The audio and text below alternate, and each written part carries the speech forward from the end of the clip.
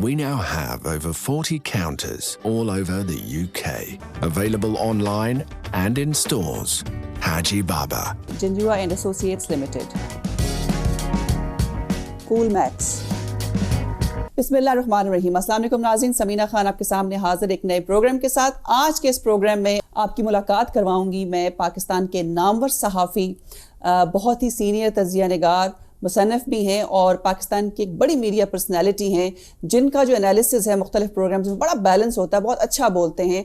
सुहेल वड़ाई साहब मेरे साथ मौजूद हैं, उनसे हम बात करेंगे और उनकी एक किताब जो ये कंपनी नहीं चलेगी, जिसने पाकिस्तान में काफ़ी हेडलाइंस क्रिएट की अपने आने से पहले, उस हवाले से भी बात करूंगी। लेकिन उन्होंने मुझे इस प्रोग्राम से पहले जब मैं उनसे बात करी थी तो उन्होंने मना किया कि बराए मेहरबानी आप मेरी किताब का जिक्र मत कीजिएगा, क्योंकि कुछ नेगोशिएशंस चल रही हैं गवर्नमेंट के साथ और वो कोई बात नहीं करना चाहते, टाइटल भी वो बदल रहे हैं, तो इसलिए शायद मैं इन डिटेल उस किताब के बारे में तो बात ना कर सकूं। लेकिन डेफिनेटली आज के इस प्रोग्राम में उनसे इस बारे में सवाल होगा और पाकिस्तान के अंदर जो सबकी सिचुएशन है और जो इंटरनेशनल सिचुएशन है उस पर उनका तजिया लेंगे। जी, सबसे पहले आपका बहुत शुक्रिया, आपने वक्त निकाला मेरे प्रोग्राम के लिए। बहुत मेहरबानी जी, बहुत शुक्रिया। मैं आज के प्रोग्राम में आपसे कुछ सवाल करना चाहूंगी जिनका ताल्लुक पाकिस्तान के अंदर इस वक्त जो सूरत हाल उस हवाले से भी होगा और ख़ास तौर पर जिस खित्ते में हम रहते हैं वहाँ की भी सिचुएशन ज़रा दिलचस्प हो रही है और हैरान कुन भी हो रही है, उसके हवाले से भी सवाल करूंगी।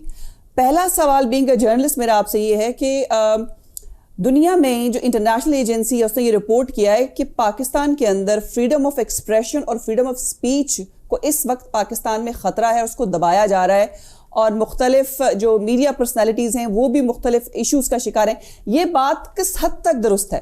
देखिए, Pakistan federal union of journalist ने अभी कल ये रेजोल्यूशन किया है कि पाकिस्तान में मीडिया की सूरत हाल जो है वो तशवीशनाक है। मैं भी एक अदना सहाफ़ी के तौर पर उनसे इत्तफाक करता हूँ और इस वक्त वाकई मीडिया की सूरत हाल बड़ी तशवीशनाक है। तनख्वाहें नहीं मिल रही, इसी तरह मीडिया की इकानमी बड़ी सफ़र कर रही है, मीडिया की आज़ादी भी बड़ी सफ़र कर रही है। ये जो आपने मेंशन किया कि तनख्वाहें नहीं मिल रही, इसकी वजह क्या है? क्या चैनल्स के पास फाइनेंसेस नहीं है, उनको दिए नहीं जा रहे? क्या इशू क्या है इस वक्त फाइनेंशियली हमारी मीडिया को? देखिए, मीडिया को बकाया जात नहीं मिल रहे, हुकूमत में जो उनके पैसे देने हैं वो नहीं दे रहे। इसी तरह ओवरऑल जो मीडिया की सिचुएशन है इकनॉमिक, वो बड़ी टाइट हो गई है, स्पेस उनकी सुकड़ गई है, बजट गवर्नमेंट्स ने कम कर दिए हैं, उससे मीडिया में हर तरफ लोग फारिग किए जा रहे हैं और मीडिया सुकड़ रहा है। और ये जैसे आपने पहले फरमाया कि जो फेडरल यूनियन ऑफ जर्नलिस्ट है उसने भी इस बात को उठाया है, लेकिन वाज़े तौर पर हमें कोई मूवमेंट नज़र नहीं आ रही, ना सहाफ़ी बरादरी की तरफ से ना किसी यूनियन की तरफ से, कि वो इस अपने जो प्रॉब्लम्स या जिन जुल्म सितम का शिकार अगर वो हो रहे हैं या उनको दबाया जा रहा है कि उसके खिलाफ वो आवाज़ उठाएं। इसकी वजह क्या है? देखिए, बाज़ औक़ात मुआशरों के अंदर ऐसी सूरत हाल पैदा हो जाती है कि इस वक्त कहीं भी कोई मूवमेंट नहीं है, ना पॉलिटिकल मूवमेंट है, ना है, ना किसान मूवमेंट है, ना डॉक्टरों की मूवमेंट है, ना सहाफ़ियों की मूवमेंट है। एक लल का पीरियड चल रहा है और लल जो है ये जाहिर है किसी तूफान की पेश खैमा होता है। तो इस वक्त सब इंतजार में है कि सबसे पहले कौन निकलेगा। जब कोई पहले निकलेगा तो सब उसको फॉलो करेंगे।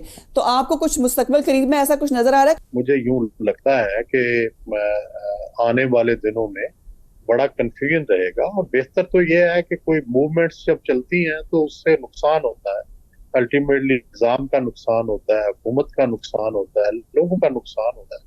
तो इसलिए इंसानी आज़ादियाँ, जमहूरी आज़ादियाँ, सहाफ़ती आज़ादियाँ, मुआशी आज़ादियाँ हुकूमतों को वैसे ही देनी चाहिए। जब मूवमेंट से ली जाती हैं या मूवमेंट के जरिए तो उससे काफी नुकसान होता है। अभी कुछ अरसा पहले इमरान खान साहब का एक इंटरव्यू मैंने देखा, अल जज़ीरा पे उन्होंने वो इंटरव्यू दिया और उन्होंने कहा कि जी हमारे मुल्क में जितना मीडिया आज़ाद है, जिस तरह से मीडिया काम कर रहा है, अगर ये मीडिया बरतानिया जैसे मुल्क में होता तो हम इनके खिलाफ $1 मिलियन का या $1 मिलियन का हरासमेंट का दावा दायर हो सकता था। वो तो ये कह रहे हैं कि हमारे मुल्क का मीडिया बहुत आज़ाद है, उनको किसी किस्म की कोई प्रॉब्लम नहीं है। देखिए, हुकूमतों को ऐसे ही लगता है कि भाई क्योंकि मीडिया जो है वो वाहिद सोर्स होता है हुकूमत के खिलाफ बात का, तो हुकूमतों को तो ऐसे लगता है कि मीडिया बहुत आज़ाद है। लेकिन मीडिया ने ये देखना होता है कि पाबंदियां कहाँ कहाँ है। تو ہم پر بہت ساری پابندیاں ہیں. تو ان پابندیوں جب ہم پابندیوں کو دیکھتے ہیں تو ہم دیکھتے ہیں بڑی ہماری پوزیشن بڑی کمزور ہے. لیکن جب حکومت دیکھتی ہے کہ کوئی ایک چیز بھی روز اگر آ جائے تو حکومت سمجھتی ہے نہیں جی میڈیا بڑا آزاد ہے, اگر دنیا میں اتنا آزاد نہیں ہے. لیکن آپ یورپ میں بیٹھی ہیں, آپ برطانیہ میں بیٹھی ہیں, یا میڈیا جتنا آزاد ہے اتنا تو ہم تصور بھی نہیں کر سکتے.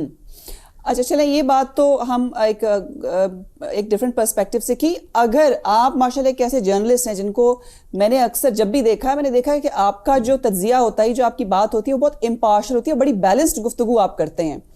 لیکن اس وقت جو ہمارے کچھ صحافیوں کا بھی رول ہے, جو بڑے نامور صحافی ہیں, ان جرنلسٹ کے رول سے جو ان کا ہونا چاہیے اس سے متفق ہیں کہ جو اپنا وہ رول پلے کر رہے ہیں وہ اس سے پورا انصاف کر رہے ہیں؟ دیکھیں سمینا, بات یہ ہوتی ہے کہ ایک گیون کنڈیشن کے اندر رول ہوتا ہے.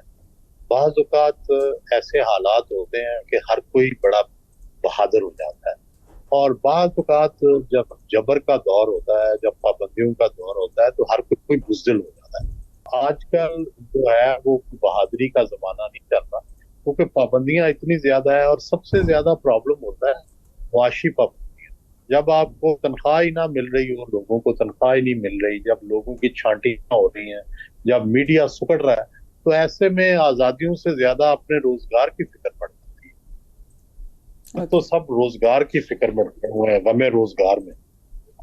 نہیں, میرا اشارہ ذرا دوسری طرف تھا کہ جب میں ان صحافیوں کے پروگرام دیکھتی ہوں, آج کل تو اتنے یوٹیوب چینل بن گئے, بلکہ سیاستدانوں نے بھی اپنے یوٹیوب چینل بنا لی ہیں. سم ٹائمز لگتا ہے کہ وہ جو لائن بول رہے ہیں, یہ جو بات کر رہے ہیں, وہ کسی ایک خاص سمت میں جا رہی ہے, خاص ڈائریکشن ہے. میری مراد یہ تھی کہ ایسے لوگ بھی کچھ رول پلے کر رہے ہیں, تو یہ بھی تو ایک ظلم ہے صحافت کے ساتھ. دیکھیں سمینا, برطانیہ جو کہ ایک مرکز ہے جہاں سے صحافت چلی, فلیٹ اسٹریٹ سے, لندن سے, وہاں بھی آپ دیکھیں کہ ٹائم جو ہے وہ کنزرویٹو کا ترجمان ہے, گارجین لبرل کا ترجمان ہے, اسی طرح لیبر کے ترجمان بھی موجود ہیں. تو یہ کہنا کہ لوگوں کا مخصوص ایجنڈا ہے, ہر شخص کا ایک ایجنڈا ہوتا ہے, ہر شخص کا ایک پوائنٹ آف ویو ہوتا ہے. لیکن سوسائٹی اس سارے ایجنڈوں کے سن کے پھر اپنا راستہ نکالتی ہے. یہ نہیں ہے کہ کوئی ایک ہی طرح کی ڈوز جو ہے وہ لوگوں کو دینی چاہیے. ہر طرح کے لوگوں کے خیالات ہیں, اور وہ میڈیا کے اوپر آتے ہیں, لوگ ان کو اپنی پسند کے مطابق پک کر لیتے ہیں, اور جو بیانیہ سب سے پاپولر ہوتا ہے لوگ اس کے مطابق چل پڑتے ہیں. رائٹ.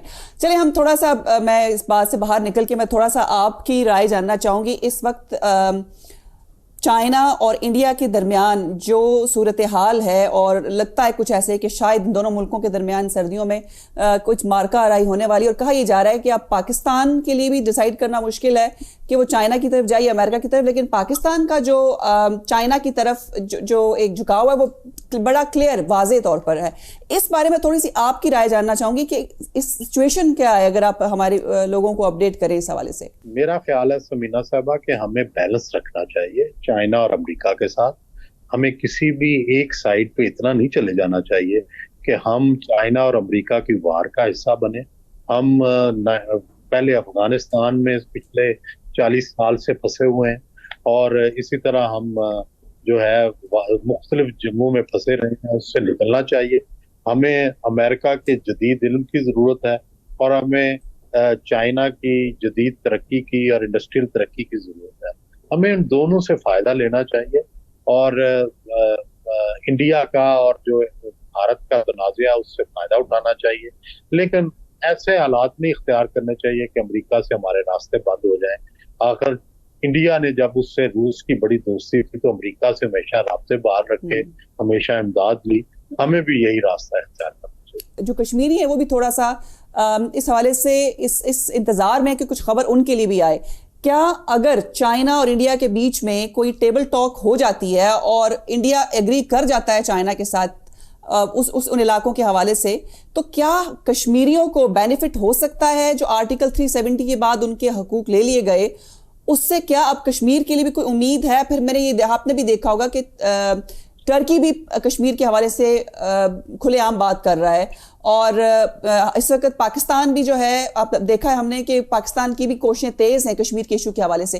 کیا چائنا اور انڈیا کے کانفلکٹ سے کشمیریوں کو فائدہ ہو سکتا ہے؟ چائنا اور انڈیا کے کانفلکٹ سے کشمیری یہ سوچ سکتے ہیں کہ ہمارا فائدہ ہے کہ بھارتی دباؤ کم ہوگا، لیکن میرے یہ رائے ہے کہ جنگوں سے قوم آزاد ہونا اب مشکل ہے، اور محض آرائی سے نیگوسیشن سے ہو، مذاکرات سے ہو تو وہ زیادہ بہتر ہے، کیونکہ جنگوں میں پھر بڑا نقصان ہوتا ہے، جنگوں میں جانیں جاتی ہیں، اور ظاہر ہے جب کشمیر پہ لڑائی ہوگی تو کشمیر کا بھی نقصان ہوگا. میرا نہیں خیال کہ چائنا اس حد تک جائے گا کہ کشمیر پر حملہ کر دے. ابھی تو متنازع علاقوں کی تک لڑائی جاری ہے، اور وہ متنازع علاقے چین اور بھارت کے درمیان متنازع ہیں.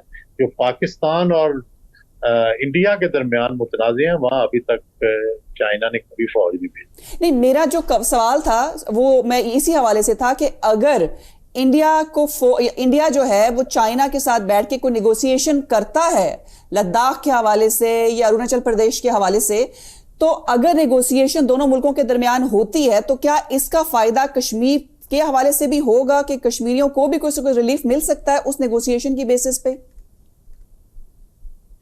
اپنے آپ کو خوش کرنے کے لیے یہ سوچ لیں کہ ہاں فائدہ ہو سکتا ہے، لیکن کبھی دنیا میں کسی دوسرے ملک نے کسی تیسرے ملک کے لیے لڑائی لڑی ہے؟ ہر کوئی اپنی اپنی لڑائی لڑتا ہے. چائنا اپنی لڑائی لڑے گا. چائنا کو تو بہت سیلفش کنٹری دنیا میں مانا جاتا ہے، وہ تو اپنے مفادات کے علاوہ ایک انچ بھی آگے نہیں جاتا. اوکے، چلیں آپ نے میرے سوال کا جواب دے دیا. عرب کنٹریز نے اسرائیل کو ایکسیپٹ کیا، اور اسرائیل کو ایکسیپٹ کرنے کے بعد لگتا کچھ ایسا ہے کہ مسلم دنیا ایک مرتبہ پھر ڈیوائیڈ ہو جائے گی. لیکن کیا آپ، کیونکہ آپ کا میں دیکھ رہی ہوں آپ کی جو سوچ ہے اور جو آپ کا انالیسس ذرا ڈفرینٹ ہے باقی انالسٹ سے، آپ اس بات کو کس طریقے سے دیکھتے ہیں؟ کیا واقعی مسلم دنیا ڈیوائیڈ ہو جائے گی یا یکے بعد دیگرے سارے مسلم کنٹریز اسرائیل کو ایکسیپٹ کر لیں گے؟ میرا خیال ہے کہ یہ اتنی آسان نہیں ہے، کیونکہ 50 60 70 سال کی ایک دشمنی ہے اسرائیل کے ساتھ، اور ظاہر ہے اسرائیل پیچھے ہٹنے کو بھی تیار نہیں ہے. یا تو مسلمانوں کا وہ 2 اسٹیٹ فارمولا مان لیں، فلسطین کو بھی خود مختار ریاست کے طور پہ مان لیا جائے، تو پھر تو ہو سکتا ہے کوئی شاید راستہ نکل آئے.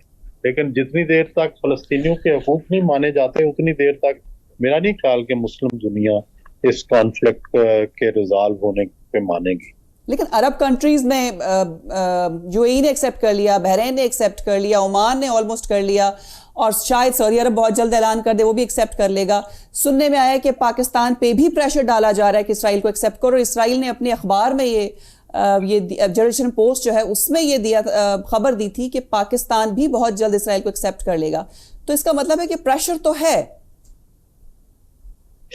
نہیں، دیکھیں سوچ ہو سکتا ہے کسی ایک حلقے کی، چھوٹے سے حلقے کی، لیکن مجموعی طور پر مجھے نہیں لگتا کہ پاکستان کے اندر یہ سوچ موجود ہے. کہ ایون انڈیا کے اندر بھی 2 لابیز ہیں. انڈیا کے اندر بھی ایک لابی جو کانگریس لابی ہے وہ پرو اسرائیل نہیں ہے، وہ اینٹی اسرائیل ہے. اسی طرح پاکستان کے اندر بھی ایک لابی موجود ہے جو کہ اینٹی اسرائیل اور بہت بڑی بھاری لابی ہے، اور شروع سے یہ لابی پرو عرب رہی ہے.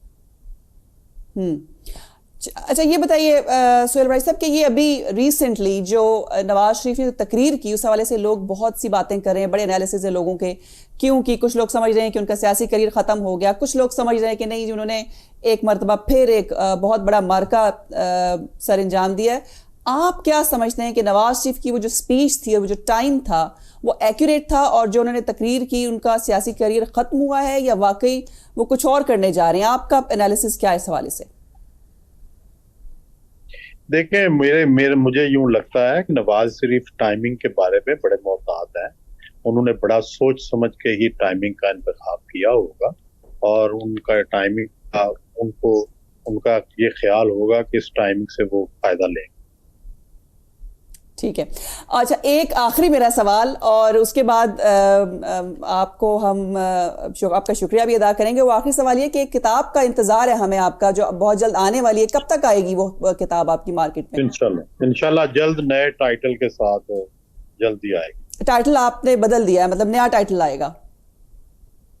जी इंशाल्लाह। बहुत बहुत शुक्रिया, आप हमारे साथ मौजूद थे मेहरबानी। पाकिस्तान से। Thank you very much for your time. मेहरबानी। जी, ये थे हमारे साथ पाकिस्तान के नामवर सहाफ़ी सीनियर तज़िया निगार सुहेल वड़ाइच साहब। आपने देखा इनकी गुफ्तगू, आपने सुनी, आपने इनको मुख्तलिफ प्रोग्राम्स में देखा होगा। बहुत अच्छा बोलते हैं, बड़ा डिटेल बोलते हैं, लेकिन पाकिस्तान में जब सहाफ़ी डरा हो, जब फ्रीडम ऑफ स्पीच और फ्रीडम ऑफ एक्सप्रेशन के ऊपर कदगन लगी हो, लोगों को खौफ हो, तो वो इस तरह से बात करते हैं जैसे सुहेल वड़ाइच साहब ने मेरे सवालों के जवाब दिए। बहुत ही ब्रीफ, उन्होंने बिल्कुल अवॉइड किया गवर्नमेंट को क्रिटिसाइज करने से। अपनी किताब के बारे में उन्होंने बहुत ही ब्रीफ सा जवाब दिया। तो जाहिर है आपने जब पाकिस्तान में रहना है और मिसिंग पर्सनस के केस हो रहे हैं, साजिद गोंदल, मतीउल्लाह जान, ये वो लोग हैं जो डिसअपीयर भी हो गए थे, तो ऐसे हालात में सहाफ़ियों को ख़तरा है कि कल को हम भी कहीं गायब ना हो जाएं, तो बेहतर है कि हम अपनी ज़ुबान बंद रखें। ये है फ्रीडम ऑफ स्पीच और फ्रीडम ऑफ एक्सप्रेशन के हवाले से पाकिस्तान की लेटेस्ट सिचुएशन, जो आज के इंटरव्यू में आपने मेरे मेहमान के जवाबों के बाद आपके सामने आई होगी। बहरहाल, अगर ये वीडियो आपको पसंद आई है तो उसको लाइक और शेयर ज़रूर कीजिएगा और चैनल को सब्सक्राइब करें और नोटिफिकेशंस के लिए बेल आइकन प्रेस करें ताकि आपको मेरे मज़ीद प्रोग्राम्स के नोटिफिकेशंस मिलते रहें। अल्लाह हाफ़िज़।